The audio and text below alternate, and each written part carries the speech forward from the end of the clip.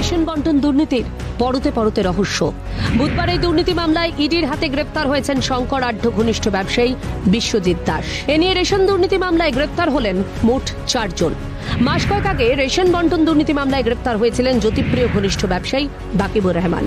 বাকিবুরের সূত্র ধরেই গ্রেফতার হন প্রাক্তন খাদ্যমন্ত্রী জ্যোতিপ্রিয় মল্লিক। তারপর বাকিবুর ও জ্যোতিপ্রিয় সূত্র ধরেই গত 5ই জানুয়ারি শাহজাহানের বাড়িতে তল্লাশি চালাতে পৌঁছে যান ইডি আধিকারিকরা। রাজ্য পুলিশ নাকি তাকে খুঁজে পাচ্ছে না। কিছুদিন আগেই তৃণমূল মুখপাত্র কুণাল ঘোষ বলেছিলেন, এত বড় পৃথিবী, কোথায় একজন আছেন খুঁজে পাওয়া কি এত সহজ ব্যাপার? তবে পুলিশ খোঁজার চেষ্টা করছে।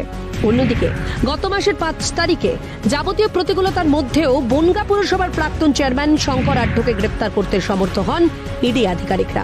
আর সেই শঙ্কর আঢ্যর সূত্র ধরেই গ্রেপ্তার হলেন ব্যবসায়ী বিশ্বজিৎ দাস।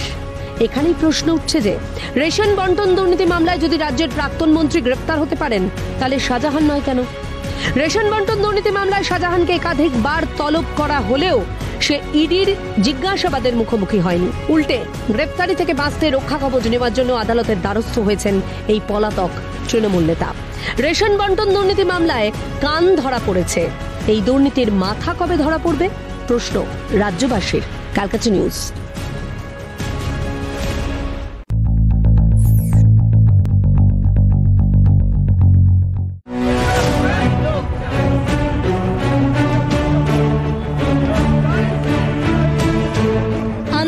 অবস্থান বিক্ষোভ, ধর্ণা কর্মসূচি, অনশন, এগুলো যেন আজকের দিনে দাঁড়িয়ে রাজ্যের দৈনন্দিন চিত্র হয়ে গিয়েছে। বাদ পড়ল না সরস্বতী পুজোর দিনটা। আপার প্রাইমারি এবং নবম থেকে দ্বাদশ এসএলএসটির চাকরি প্রার্থীরা গত বছরগুলির মতো এবছরেও চোখের জলে রাস্তাতেই কাটালেন সরস্বতী পুজোর দিন।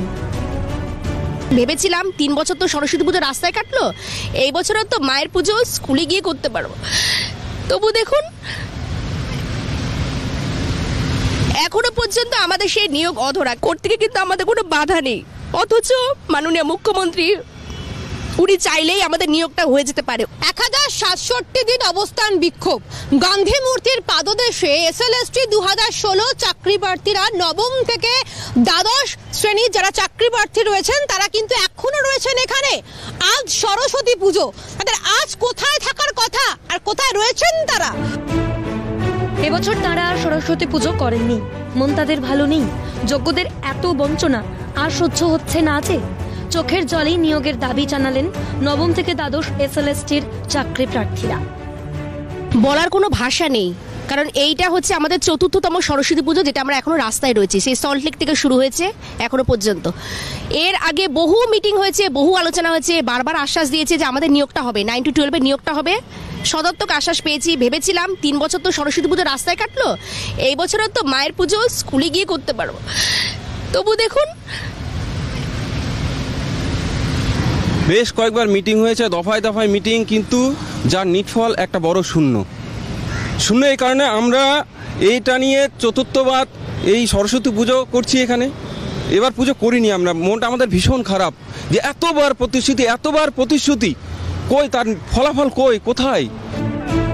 অপরদিকে আরেক চাকরি প্রার্থীর মঞ্চ, আপার প্রাইমারির চাকরি প্রার্থীরা, তারাও সরস্বতী আরাধনা করলেন মন থেকে রাস্তাতেই।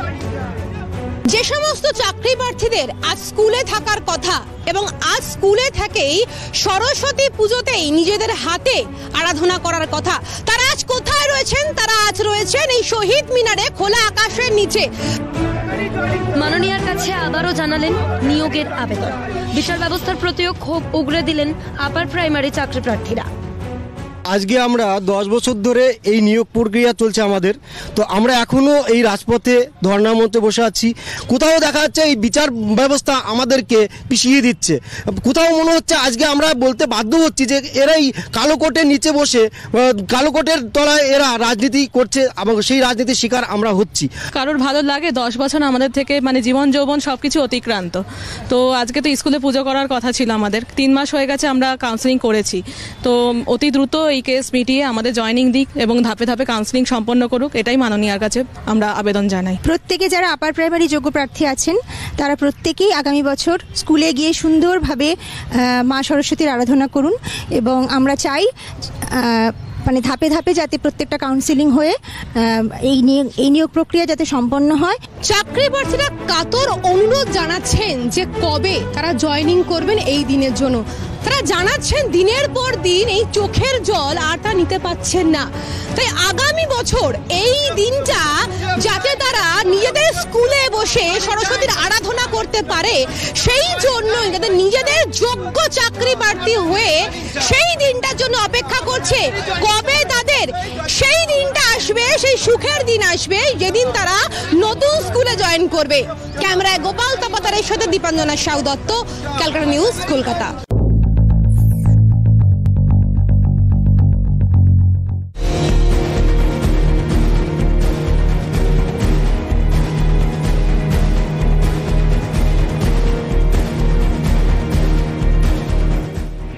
নারী নির্যাতনের মতো গুরুতর অভিযোগে ভ্রুক্ষেপ নেই, অথচ পোল্ট্রি ফার্মে আগুন লাগানোর অভিযোগের নিষ্পত্তি করতে বেশি সক্রিয় পুলিশ প্রশাসন। কলকাতা হাইকোর্ট কার্যত উষ্মা প্রকাশ করেছে পুলিশের এই ভূমিকায়। 3 বছর ধরে নারী নিগ্রহের ভুরি ভুরি অভিযোগ দায়ের হলেও নির্বিকার থেকেছে পুলিশ। হাইকোর্টের পর্যবেক্ষণে এমনটা উঠে এসেছে।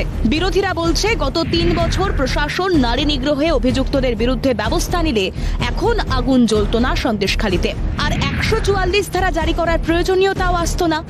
অভিযোগ চোখ উল্টে রেখে সন্দেশখালীতে জঙ্গলরাজে প্রশ্রয় দিয়ে গিয়েছে পুলিশ। ফলে এখন প্রশাসনিক অকর্মণ্যতার দায় ঝাড়তে কি নতুন করে 144 ধারা? এটা কি আদতে বিরোধীদের পায়ে বেড়ি পড়ানোর অভিসন্ধি? উঠছে প্রশ্ন। নাকি 144 ধারার মোড়কে সন্দেশখালীকে বাকি বাংলা থেকে বিচ্ছিন্ন করে শাসকের আইন কায়েম করতে চাইছে প্রশাসন? বেজায় চটেছেন জনতা জনার্দন। সেটার আগাম আঁচ পেয়ে কি কণ্ঠরোধের চেষ্টা? সন্দেশখালীর উত্তেজনাপ্রবণ এলাকায় পৌঁছতে পারেনি বাম, কংগ্রেস, বিজেপি। কলকাতা পুলিশের আওতাধীন এলাকাতেই আটকে দেওয়া হয় শুভেন্দু অধিকারী সহ বিজেপির পরিষদীয় দলকে। চেষ্টা করেও ঢুকতে পারেনি বাম, কংগ্রেস। রাত ভোর অপেক্ষা করেও ব্যর্থ রাজ্য বিজেপির সভাপতি সুকান্ত মজুমদার। উল্টে অসুস্থ বালুরঘাটের বিজেপি সাংসদকে কলকাতায় ফিরিয়ে আনা হয়েছে। একমাত্র মন্ত্রী পার্থ ভৌমিক ন্যাজার থানা এলাকায় দলীয় কর্মীদের নিয়ে সভা সমাবেশ করতে পেরেছেন।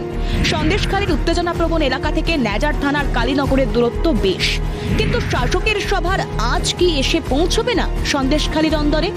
সেই আঁচে সন্দেশখালীর আনাচে কানাচে ধিক ধিক করে জ্বলতে থাকা আগুন কি নতুন করে গ্রাস করবে না গ্রামের পর গ্রামকে? এখন রাজ্য রাজনীতিতে এই প্রশ্নগুলোই প্রাসঙ্গিক।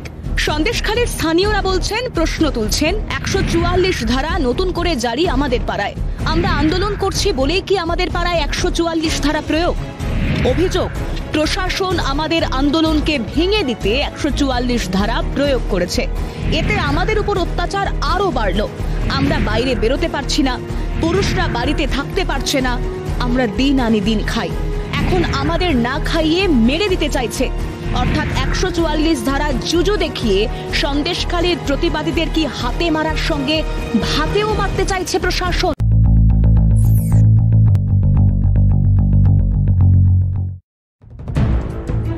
শিক্ষক নিয়োগ দুর্নীতি মামলার তদন্তে বড়েয়ার তৃণমূল বিধায়ক জীবন কৃষ্ণ সাহা সিবিআই অভিযান চলাকালীন মোবাইল ফোন পাশের পুকুরে ফেলেছিলেন। মঙ্গলের রেশন কাণ্ডে ইডি অভিযান চলাকালীন ব্যবসায়ী হানিস মোবাইল ফোন অন্য বহুতলে ছুঁড়ে ফেললেও শেষ রক্ষা হয়নি। ইডির তদন্তকারীরা সেই মোবাইল উদ্ধার করেন।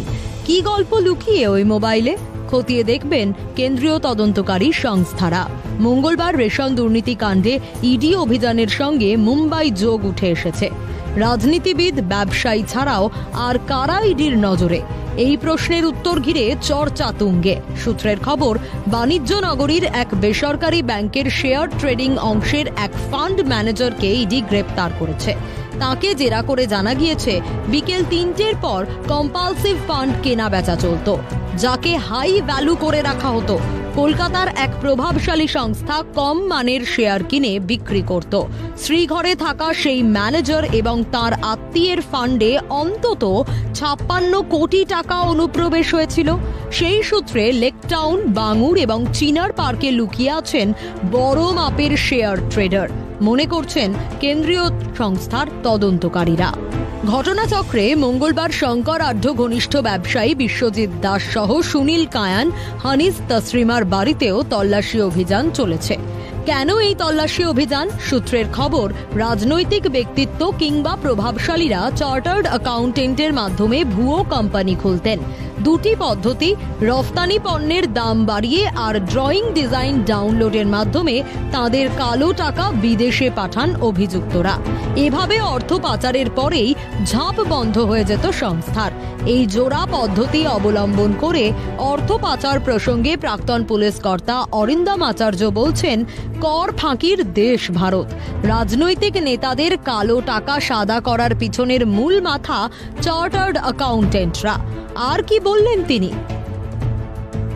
দেশ প্রতিকটা লন্ডন থেকে শুরু করে বিভিন্ন দেশে আমি যখন যাই, ওখানে কিছু অ্যাওয়ারনেস প্রোগ্রাম হতো, তো ওরা কিন্তু এক কথাই বলতো যে ভারত হচ্ছে কি একটা ট্যাক্স না দেওয়ার দেশ। আপনি শুনে রাখুন, সেটা হচ্ছে কি 2014 সালে বহুদিন আগে থেকে জিনিসটা চলছে। ইদানিং যেটা কয়েকদিন আগে দেখছি, এই যত রাজনৈতিক নেতা যারা অ্যারেস্ট হয়েছে, জেলে আছে, যারা এখন আতসী গাছের নিচে রয়েছে, এদের পিছনে যে কালো টাকাকে সাদা করার প্রক্রিয়াটা, এটার জন্য এখন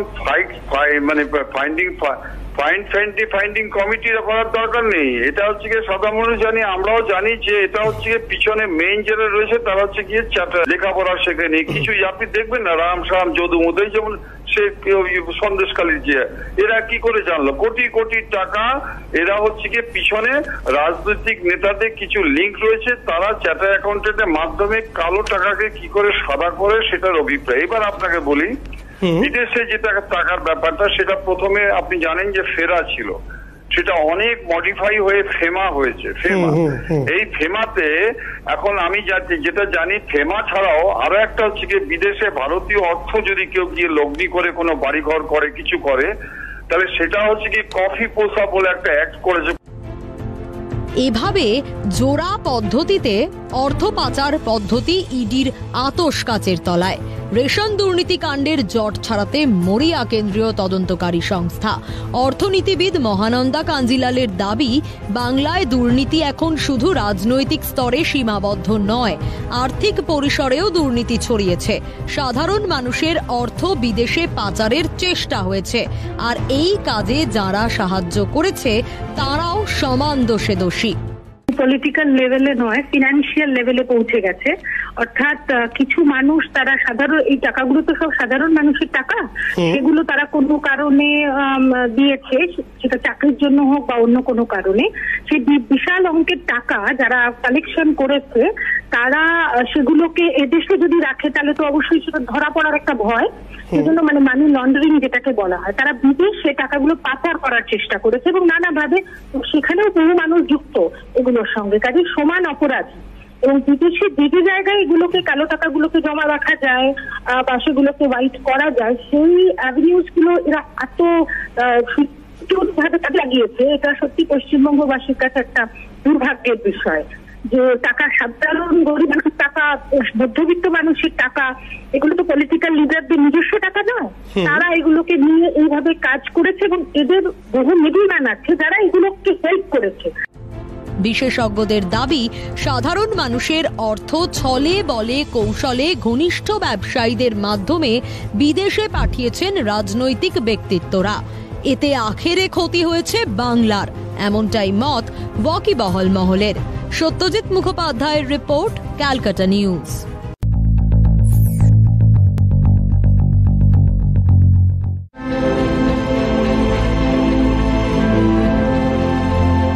শহর জুড়ে বাগদেবীর আরাধনা, সঙ্গে আবার ভালোবাসার মৌসুম। তবু আন্দোলনকারীরা এদিনও পথে। সংগ্রামী যৌথ মঞ্চের অনশন বাগদেবীর আরাধনার ক্ষণে পড়ল 26 দিনে। যতক্ষণ না সরকার মানবিক হচ্ছে ততক্ষণই অনশন চলবে, যতক্ষণ শরীরে প্রাণ আছে ততক্ষণ অনশন চলবে, কারণ এই অনশনটা গণতন্ত্র রক্ষার। সংগ্রামী যৌথ মঞ্চের তরফ থেকে যে ডিএর দাবি, চাকরি প্রার্থীদের স্বচ্ছভাবে নিয়োগ এবং তার সঙ্গে অনিয়মিতকরণদের নিয়মিতকরণের যে দাবি, সেই দাবি নিয়ে কিন্তু 384 দিন ইতিমধ্যেই অতিক্রান্ত হতে চলেছে এবং তাদের যে অনশন, সেই অনশনও প্রায় 26 দিন অতিক্রান্ত হওয়ার পথে। এখনো পর্যন্ত সরকারের তরফ থেকে কোনো মানবিক দিক দেখা যায়নি, এমনটাই বলছে সংগ্রামী যৌথ মঞ্চ। সংগ্রামী যৌথ মঞ্চের দাবি, সরকারের অমানবিক দিক দেখতে দেখতে তারা অভ্যস্ত। তবে এবার লোকসভা ভোটের প্রাক্কালে তাদের ডেপুটেশন কেন্দ্রীয় মুখ্য নির্বাচন কমিশনারের কাছে।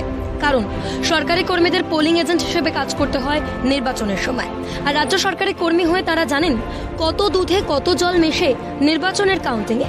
তারা দেখেছিলেন পঞ্চায়েত ভোটের কাউন্টিংয়েও ওলট পালট ঠিক কতটা হয়েছিল। এমনই বিস্ফোরক দাবি সংগ্রামী যৌথ মঞ্চের তরফে। আমরা চাই ফ্রি ইলেকশন এবং আমরা ইলেকশনে কাজের সঙ্গে যুক্ত সরকারি কর্মচারীরা। সেখানে বলা হয়েছে যে আমরা যারা পোলিং পার্সোনেল তাদের ফুল তারা যেন সেফটি এবং সিকিউরিটি পায়, তাদের যে ডিউটি মানুষের যে ভোটাধিকার প্রয়োগ করার যে সুযোগ করে দেওয়া, এটা হচ্ছে আমাদের সরকারি কর্মচারীদের পোলিং পার্সোনালদের দিকে। কিন্তু এই কাজটা আমরা পশ্চিমবঙ্গে করতে পারি না, কারণ এই যে ভায়োলেন্সের মধ্যে আমরা যে ইলেকশন কমিশনের যে সিস্টেম অনুযায়ী মানুষকে যে ভোটাধিকার প্রয়োগ করার যে ক্ষমতা দেওয়া আছে সেইটা তারা করতে পারেন, কারণ আমরা দিতে পারি না। এবং একদম কাউন্টিং পর্যন্ত আমাদের আগের পঞ্চায়েত ভোটে কাউন্টিংয়ে অনেক উল্টোপাল্টা হয়েছে আমরা জানি, আমরা সরকারি কর্মচারী হিসেবে যুক্ত থাকার ফলে আমরা জানি। তাই আপ টু কাউন্টিং পর্যন্ত থাকবে এবং আমাদের সংগ্রামী যৌথ মঞ্চের যারা এই পোলিং পার্সনের সঙ্গে যুক্ত থাকবে, আমাদের এখানে কন্ট্রোল রুম করা থাকবে একদম ভোটের শুরু পক্ষে, ডিসিআরসি থেকে শুরু করে আপ টু মানে কাউন্টিং পর্যন্ত আমাদের লক্ষ্য থাকবে, মানে পাখির চোখ পর্যন্ত কোনো জায়গায় আমরা উল্টোপাল্টা কিছু করতে দেব না। এ সরকার অমানবিক অভিযোগ আন্দোলনকারীদের, আর তাই কেন্দ্রীয় মুখ্য নির্বাচন কমিশনারের কাছে ডেপুটেশনের পাশাপাশি তাদের দাবি, যখন নির্বাচন কমিশনের পুরো বেঞ্চ রাজ্যে আসবে তখন নির্বাচনের নিরাপত্তার বিষয় এবং আসন্ন লোকসভা নির্বাচন নিয়ে যেন সংগ্রামী যৌথ মঞ্চের আন্দোলনকারীদের কিছুটা সময় দেন তারা। এমন দাবি জানিয়ে মুখ্যমন্ত্রীর প্রতি রীতিমতো হুঁশিয়ারির সুর সংগ্রামী যৌথ মঞ্চের আন্দোলনকারীদের গলায়। দিনের পর দিন এভাবে তো চলতে পারে না।